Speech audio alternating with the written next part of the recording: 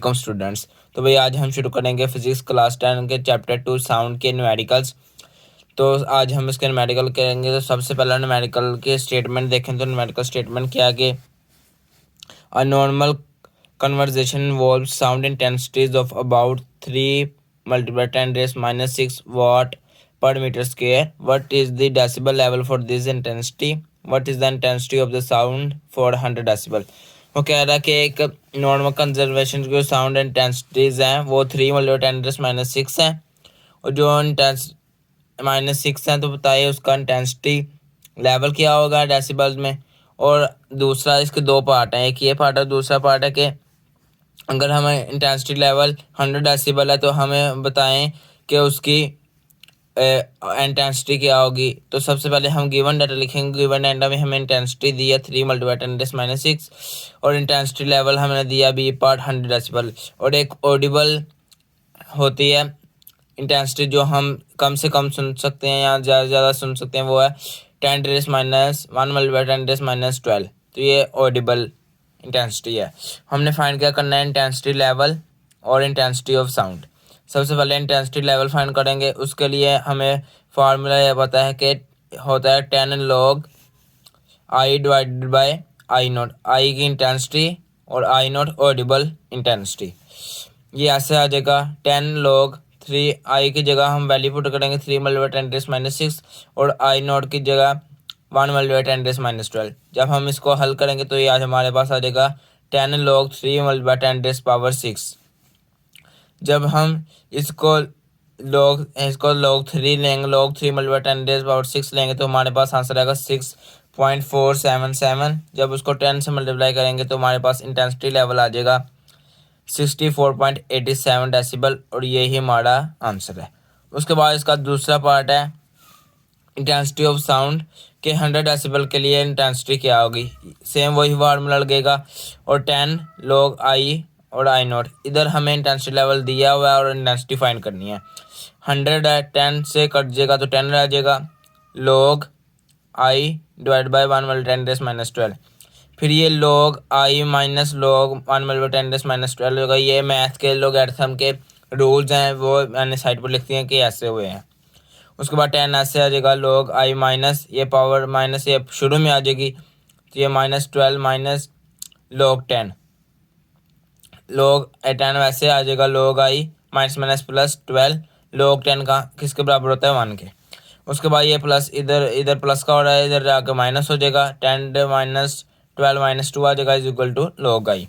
अब हमने log को ख़त्म करना है तो हम दोनों तरफ एंटी log लेंगे या 10 की पावर लेंगे। एंटी लॉग लेंगे तो एंटी लॉग माइनस 2 आ जाएगा, इधर आ जाएगा, और एंटी लॉग और ये लॉग से कट जाएगा तो आई हमारे पास आ जाएगा 0.01 वाट पर मीटर स्क्वायर।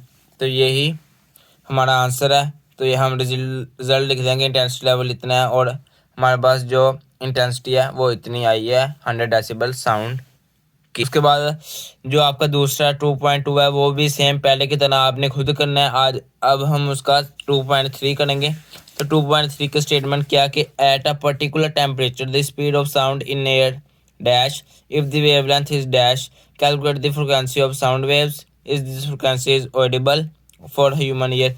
कह रहा है कि एक खास टेम्परेचर पर जो स्पीड है साउंड की वो इतनी है और उसका जो वेवलेंथ है वो इतनी है, तो बताएं उसकी जो फ्रिक्वेंसी होगी वो कितनी है। अगर वो फ्रिक्वेंसी ऑडिबल है तो बताएं है कि या नहीं है फाइंड करके। तो हमने गिवन डाटा हमारे पास दिया हुआ है v is equal to 330 metre per second और लैम्डा 5 सेंटीमीटर में या 100 मीटर में करेंगे तो 0.05 मीटर आ जाएगा। तो फाइंड हमने क्या करना है फ्रिक्वेंसी। हमें फ्रिक्वेंसी का फार्मूला पता है v is equal to M lambda. अगर हम यहाँ से फ्रिक्वेंसी निकालें तो हमारे पास आ जाएगी v divide by lambda. v की वैल्यू और लैम्डा की वैल्यू पुट करेंगे तो हमारे पास जब डिवाइड करेंगे आंसर आ जाएगा 6.6 मल्टीप्लाई 10 रेज़ 3 हर्ट्ज।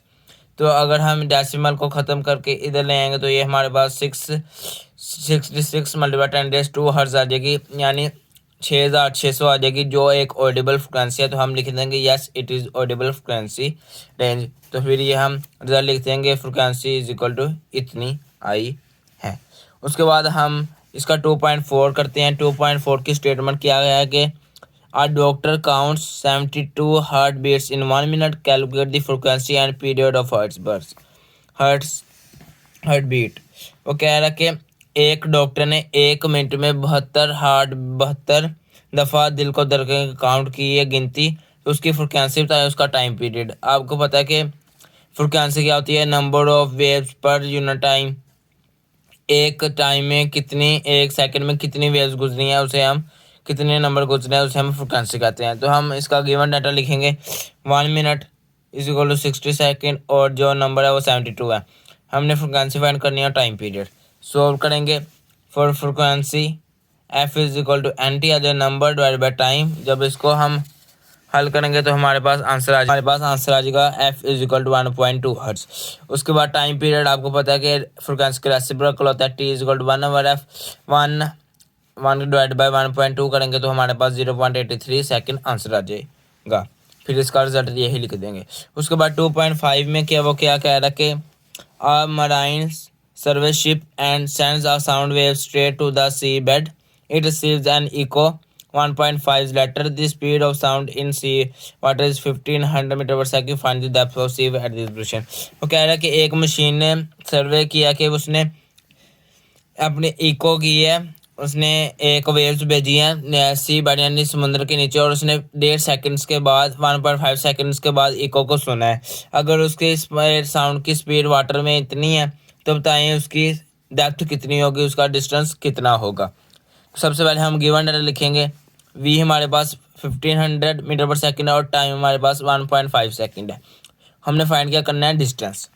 आपको ये पता है कि उन्होंने बताया कि उन्होंने ये जो टाइम है वो भेजा भी है, इतने टाइम में वो जो वेव्स हैं वो गई भी हैं और वापस भी आई है। हमने तो सिर्फ वापस भेजने की लेनी है या वापस एक टाइम की लेनी है, या जाने की या आने की। तो उसके लिए हम क्या करेंगे, तो इसको 2 पे डिवाइड करेंगे तो हमारे पास एक टाइम आ जाएगा, आधा टाइम आ जाएगा। तो T dash is equal T divide by 2, तो टी हमारे पास आ जाएगा 0.75 सेकेंड।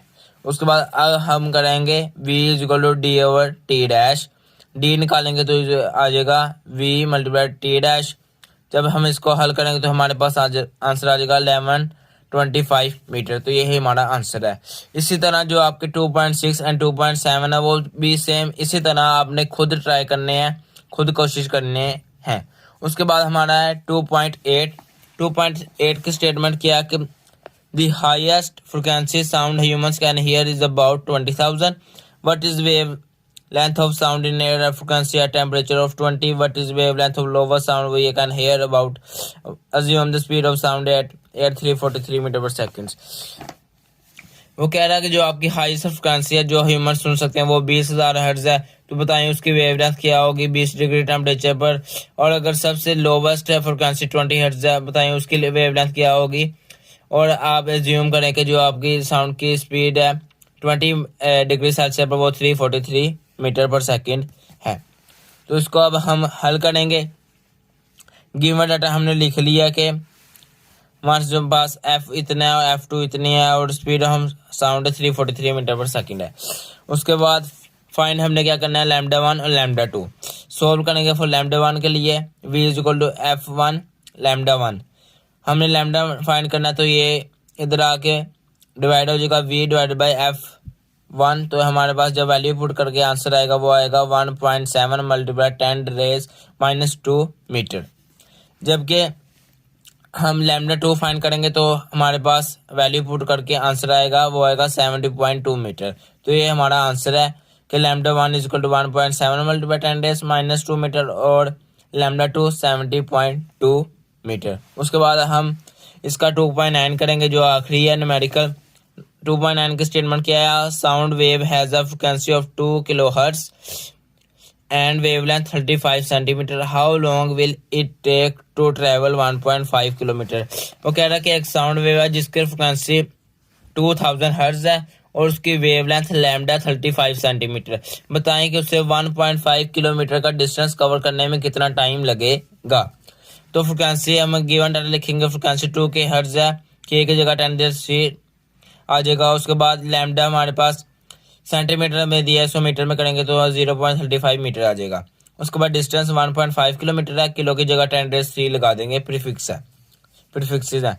उसके बाद हमने फाइंड क्या करना है, टाइम।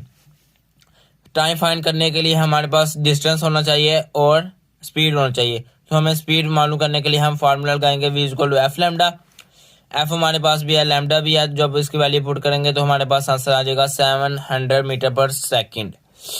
उसके बाद अब हम इसकी जो टाइम है वो फाइंड करेंगे। v equal to e divide by T, time के लिए d डिवाइड बाई v। जो वैल्यू पुट करके हमारा आंसर आएगा वो आएगा 2.1 सेकेंड। इसका मतलब क्या है कि उसको 2.1 सेकेंड लगेंगे 1.5 किलोमीटर का डिस्टेंस ट्रैवल करने में। तो ये थे हमारे चैप्टर 2 के न्यूमेरिकल्स। बहुत ही आसान से न्यूमेरिकल है। आपने जो फार्मूले पीछे याद किए हैं, 3 2 1 1 2 2 न्यूमेरिकल सेम आए हैं, 3 3 को भी कोई सेम आए हैं, 4 4 सेम है। बहुत आसान से न्यूमेरिकल थे। तो ये थी आज की हमारी वीडियो। उम्मीद करता हूँ आपको वीडियो अच्छी लगे। अगर अच्छी लगे तो लाइक लाजमी कीजिएगा और हमारे चैनल को सब्सक्राइब भी लाजमी कीजिएगा। मिलेंगे नेक्स्ट वीडियो में, तब तक के लिए इजाज़त दीजिए। अल्लाह हाफ़िज़।